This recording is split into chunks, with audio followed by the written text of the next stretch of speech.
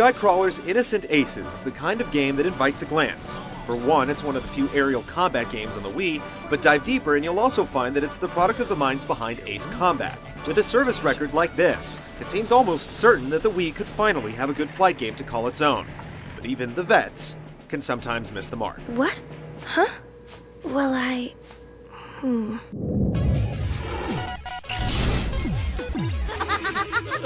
Naomi Orishina, reporting for duty, sir. The tale in Innocent Aces delves into a curious universe where all the world's wars are staged entirely by corporations.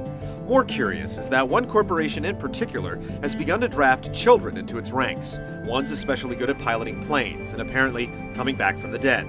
Expounded through brief anime interludes and radio chatter among teammates during missions, Innocent Aces' story certainly has a lot more weight to it than others in the genre. But it's still hard to not cringe at its goofiness, like the fact that its genetically engineered wunderkinds are called Children, or the cutscenes in which the pilots wax philosophical about their hazardous existence. The war has no cause, so we make our own, so we can have a chance to fly. You'll definitely appreciate it more if you happen to be a fan of the book and movie, but even die-hard anime fans may find the pretentious narrative a little too much for their tastes.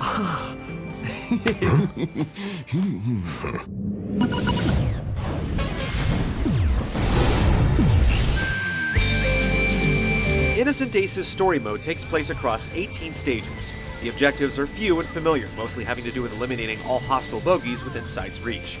You'll snap a few recon photos, rescue some rookie pilots, and maybe even light up a few ground targets along the way, but for the most part, the action remains static, punctuated by the occasional objective shift to suit the story. At the end of each successful engagement, you have the chance to obtain a new set of upgrades based on your performance on the field. These upgrades range from paint job to different guns and even entirely new planes to pilot in combat. The customization aspect is altogether typical, however. You get to play around with a few different sub-weapons to suit the needs of the mission, but apart from slicker handling or more durable frames, the planes don't feel very different from one another. Beatable in just a few sittings, Innocent Aces garnishes its primary campaign with a few extras like free play mode, achievement-based medals, and savable replays. What few bonuses are present help to milk the relatively sparse amount of content to traverse, but the lack of a true multiplayer mode is a disappointment. It's definitely not a game spec'd out for longevity.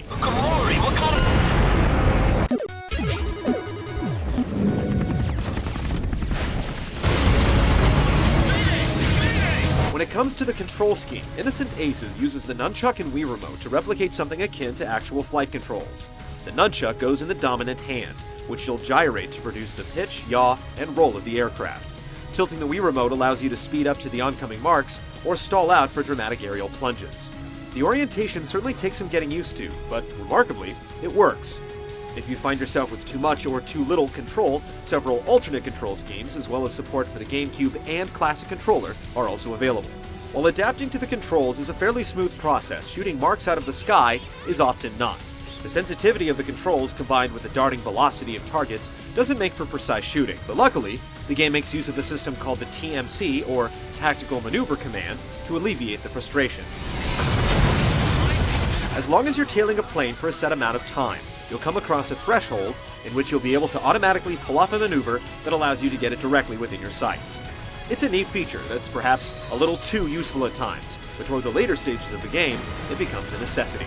For the more adventurous types, there's the manual version, which allows you to pull off moves like the Immelman turn with nunchuck analog stick inputs and a press of the A button. Both methods allow for a surprising amount of control in the air, which is great to see in a game that demands it. Once you get a handle on them, the controls can feel pretty satisfying in capable hands. Though if you'd rather stick to the training wheels of easier configurations, it still works fine. Second target down!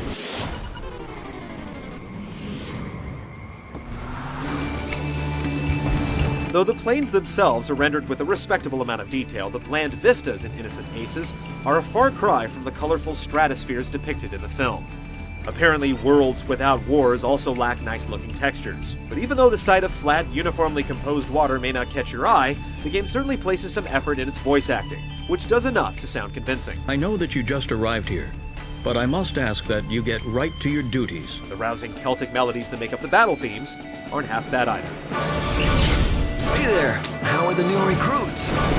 Though better than most, Skycrawler's Innocent Aces doesn't quite have the lasting power, or polish, to set it apart from the high flyers in the genre. For most prospective pilots, it's a decent rep, But if all you care about is smooth controls and shooting down bogeys anime style, then this is your bag. Very well then, you are dismissed.